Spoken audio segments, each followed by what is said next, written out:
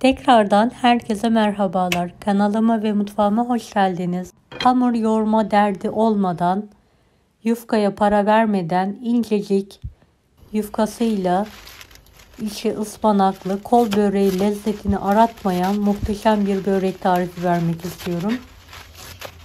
Tarifimize, iç harcımızı hazırlayarak başlayalım. Bahçeden topladığım ıspanakları yıkadım, temizledim. İnce olacak şekilde doğruyorum hepsini.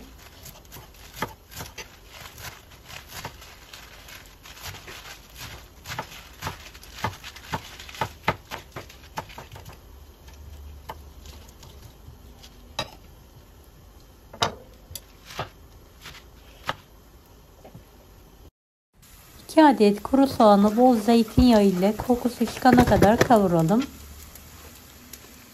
Üzerine doğramış olduğumuz ıspanakların yarısını alalım.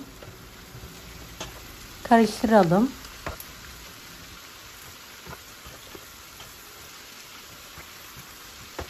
Evet, ıspanakları hızlı bir şekilde karıştırıyorum. Kalan ıspanakları üzerine ilave ederek yüksek ateşte sulandırmadan kavurmaya devam ediyorum.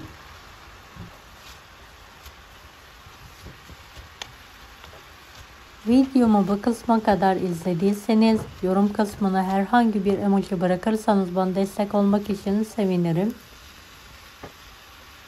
Evet, bir tatlı kaşığı tuz ilavesi yapıyorum ve karıştırıyorum.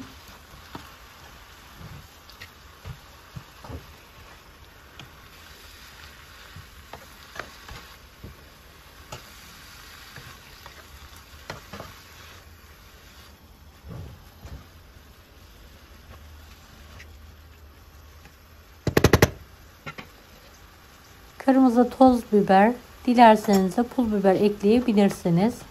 Karıştırdıktan sonra altını kapatıyorum ve soğumaya bırakıyorum.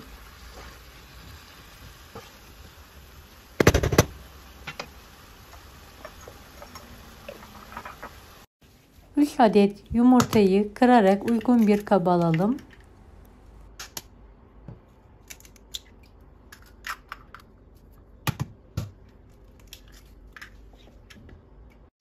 Yarım su bardağı sıvı yağ, 3 su bardağı da su ilavesi yapalım üzerine.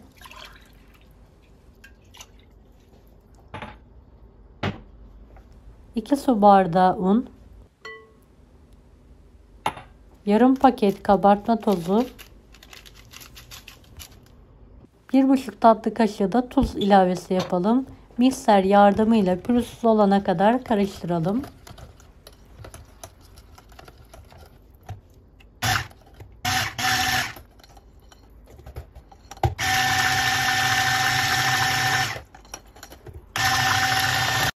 Evet, kıvamı bu şekilde cıvık, akışkan bir kıvam olmalı. Krep tavasını önceden ısıttım. Bir damla zeytinyağı damlatarak her tarafına gelecek şekilde peçete yardımıyla siliyorum. Bir kepçe hamurdan tavaya dökerek hızlıca yayalım. Orta ateşte kontrollü bir şekilde pişirelim.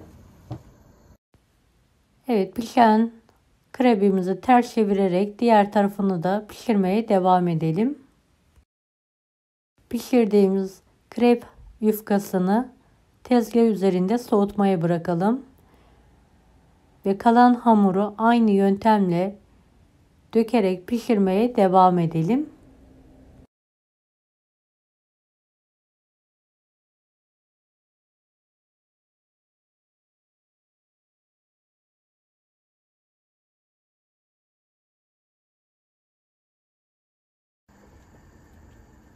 Evet, krepleri incecik pişirmeye dikkat edelim. Bir kepçeden fazla dökmeyelim.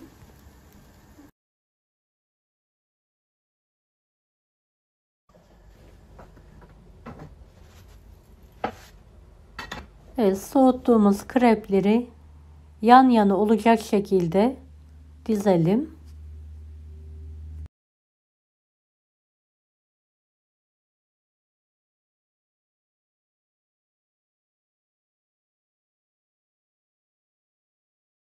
Hazırladığımız ıspanaklı harçtan kenar kısımlarına bolca koyarak uzaltalım.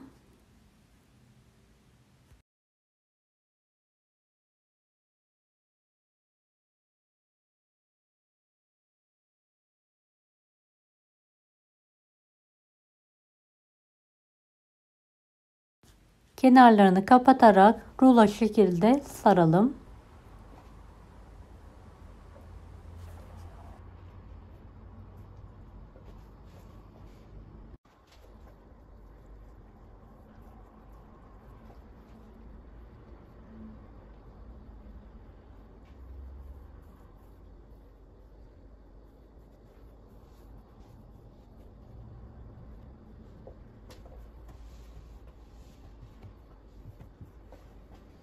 Kalan krep hamurlarını aynı yöntemle hazırlayarak şekil vermeye devam edelim.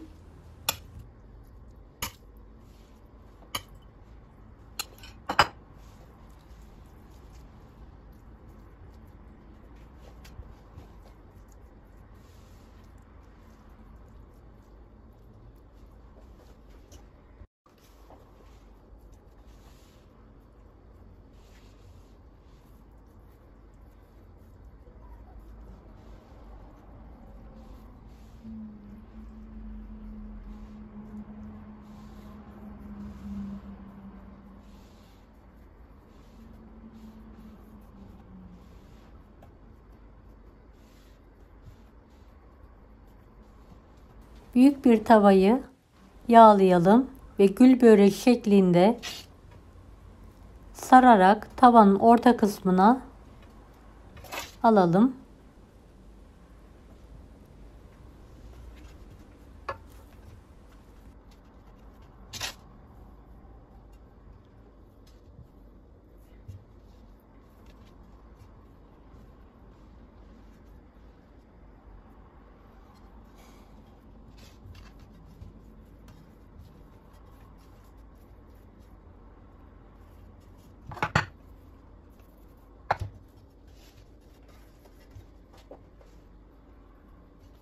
Evet, böreğimiz pişmeye hazır. Orta ateşli kontrol bir şekilde pişirmeye bırakalım.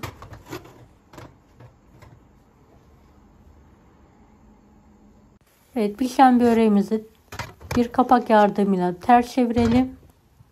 Tavaya az miktarda yağ koyarak her tarafını yağlayalım. Diğer tarafı da aynı yöntemle pişirelim.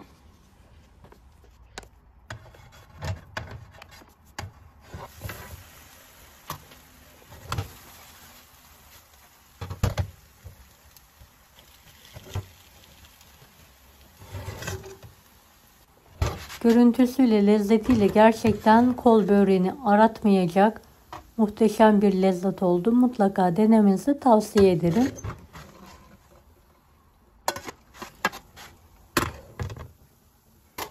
Pişen böreğimizi servis tabağına alalım.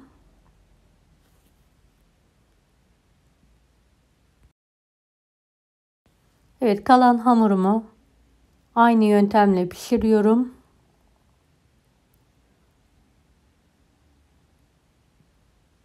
İç harç koyarak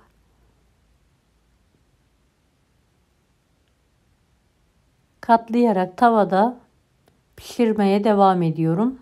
Dilerseniz bu şekilde de yapabilirsiniz.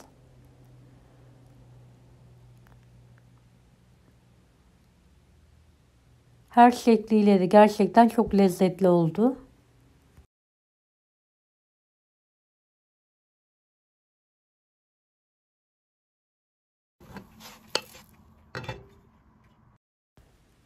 Dilimleyerek işini de sizlere yakından göstermek istiyorum.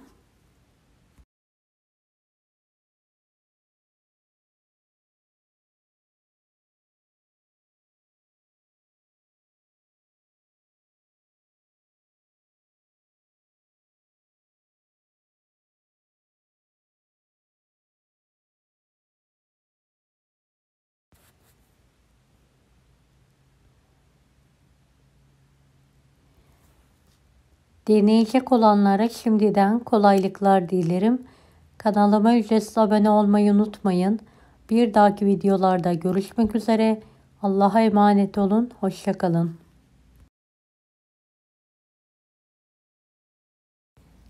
Daha farklı tarifler için bunları da izlemeyi unutmayınız.